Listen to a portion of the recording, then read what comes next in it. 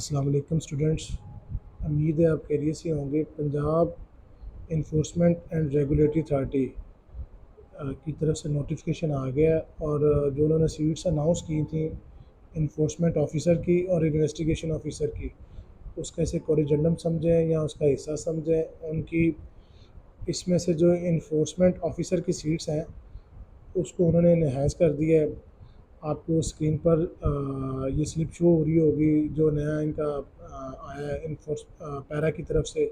पहले जो इन्होंने सीट्स इन्फोर्समेंट ऑफिसर की अनाउंस की थी उनकी तादाद थी 36, और इसमें जो इन्होंने एडिशन किया वो 76 सीट्स का किया है। तो जो टोटल वैकेंट पोजीशंस बन गए हैं इस वक्त वो 112 है।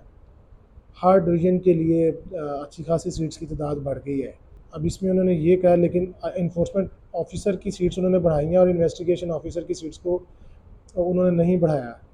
तो जो लोग इसमें पहले अप्लाई कर चुके हुए हैं उनको अब दोबारा इसमें अप्लाई करने की ज़रूरत नहीं है, और ऐसे बच्चे और बच्चियां जो पहले इसमें अप्लाई नहीं कर सके थे उनके लिए इस डेट को एक्सटेंड किया गया है 15 अक्टूबर 2025 तक। अब हम इसको डिस्कस करते हैं कि इसमें क्या क्या रिक्वायरमेंट्स हैं ताकि आपको उनका पता लग जाए और आप आसानी से इसमें अप्लाई कर सकें। इन्फोर्समेंट ऑफिसर के लिए जो क्वालिफ़िकेशन रिक्वायर्ड है वो 16 इयर्स एजुकेशन है। बैचलर्स डिग्री चाहिए, बैचलर्स ऑनर्स। तो अगर आपका है किसी भी यूनिवर्सिटी से तो आप इसमें अप्लाई करने के लिए एलिजिबल हैं। तो आपका अप्लाई होगा, अप्लाई के लिए आपने पंजाब जॉब पोर्टल पर जाना है और अपने सारे डॉक्यूमेंट्स जिसमें मैट्रिक, इंटर और ग्रेजुएशन, मास्टर्स सारी डिग्रीज़ पास रखें, डोमिसाइल, आईडी कार्ड और पिक्चर और ईमेल एड्रेस आपके पास होना चाहिए। तो इनको आप पंजाब जॉब पोर्टल पे जाके इसको अप्लाई करें, और अप्लाई करने के बाद इसकी फ़ी जौन सी है वो आपने जमा करवानी है। और जब आपने इसमें अप्लाई करना है तो इसमें उसके बाद आपका फ़िज़िकल जो मेजरमेंट्स हैं और फिज़िकल स्टैंडर्ड्स हैं उनका एग्ज़ाम होगा। वो आपको बताएंगे आपके रिस्पेक्टिव डिस्ट्रिक्ट में ज़्यादा चांसेस हैं कि उसी में आपको बुलाएंगे और वहाँ पर आपके जो फिज़िकल स्टैंडर्ड्स हैं वो लिए जाएंगे। बीएमआई बॉडी मास इंडेक्स 27 चाहिए। तो ये आप कोई भी ऐप से आप अपना चेक कर सकते हैं, गूगल से भी ट्राई कर सकते हैं कि आपका हाइट कितनी है और आपका मैस कितना है, और वो आप लगाएंगे तो आपको बीएमआई मिल जाएगा। लेकिन अगर इस 27 से ज़्यादा है तो वो 10, अगर नंबर ज़्यादा भी हैं तो वो उसको कंसिडर कर लेते हैं, लेकिन कोशिश करें कि 27 या उसके आसपास ही आए। हाइट का जो चैलेंज है जो मेल के लिए वो 170 सेंटीमीटर है। तो जब आपने अपनी मेजरमेंट्स करवाने के लिए वो आपको बुलाएंगे तो आपने लास्ट टाइम भी उन्होंने हाइट जो आंसी है वो इंचज़, फिट और इंचज़ में कर दी थी, जिससे बड़ा इशू आया था। तो उनसे कहिएगा कि हमारे सेंटीमीटर ही लिखें।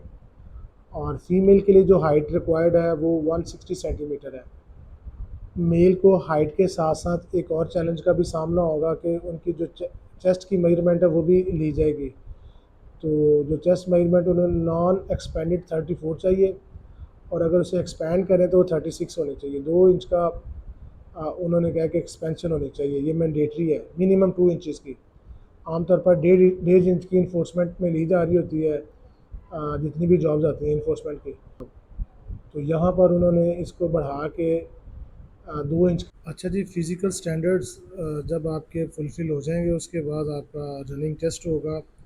रनिंग टेस्ट उससे पहले भी हो सकता है और बाद में भी। रनिंग टेस्ट में 1 माइल का सफ़र आपने तय करना है। मेल ने 9 मिनट्स में और फीमेल के लिए 14 मिनट्स हैं।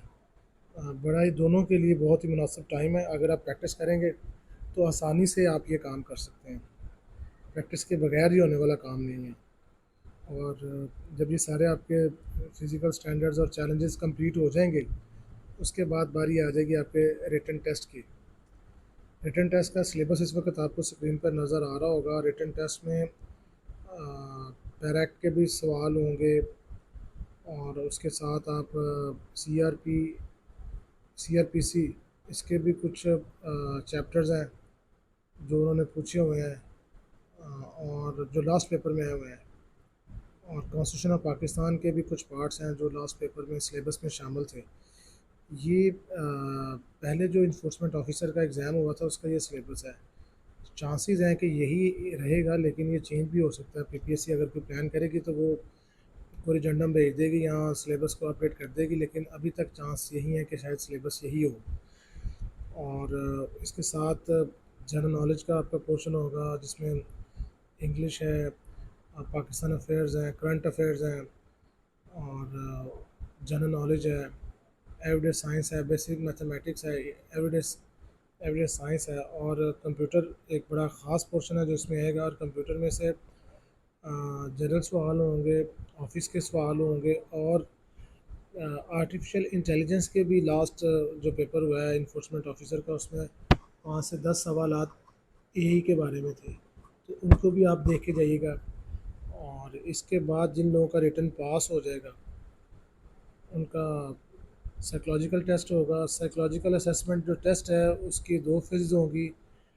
पहले आपका रिटन टेस्ट होगा, और रिटन टेस्ट के बाद आपका इंटरव्यू होगा, और उसके बाद फिर आपका एक फ़ाइनल इंटरव्यू होगा। उस इंटरव्यू के बाद जो लोग सिलेक्ट होंगे, जब उनका फाइनल रिज़ल्ट आएगा तो उनका नाम आ जाएगा।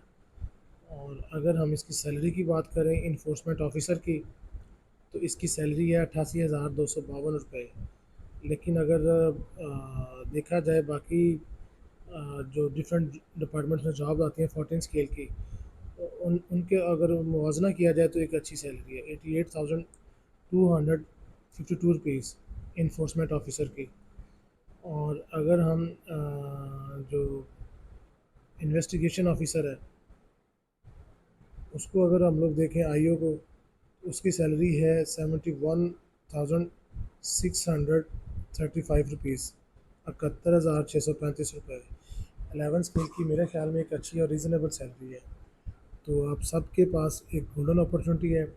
जो भी इस एज और क्राइटेरिया को फुलफ़िल कर रहे हैं उनको आखिरी डेट का इंतज़ार किए बगैर इसमें अप्लाई करना चाहिए और अपनी तैयारी स्टार्ट करनी चाहिए। अगर आप लोगों को ये वीडियो अच्छी लगे तो इसको लाइक करें, चैनल हमारे को सब्सक्राइब करें, और दोस्तों के साथ शेयर करें। हम इंशाल्लाह पूरी कोशिश कर रहे हैं कि जल्द हम लोग एक पीपीएससी 1 पेपर का जो मुकम्मल सिलेबस है उसका जो कोर्स है उसकी वीडियोस बना के उसको अपलोड करना शुरू करें, ताकि हर स्टूडेंट्स के पास बेहतरीन डाटा घर बैठे उसे मिल सके। तो हम आजकल इसके ऊपर काम कर रहे हैं। आपकी जो सपोर्ट है, आपका जो लाइक करना है, वो हमारी इस कोशिश को बढ़ा देगा और तेज़ करेगा। जो हमें याद रखेगा। अस्सलाम वालेकुम।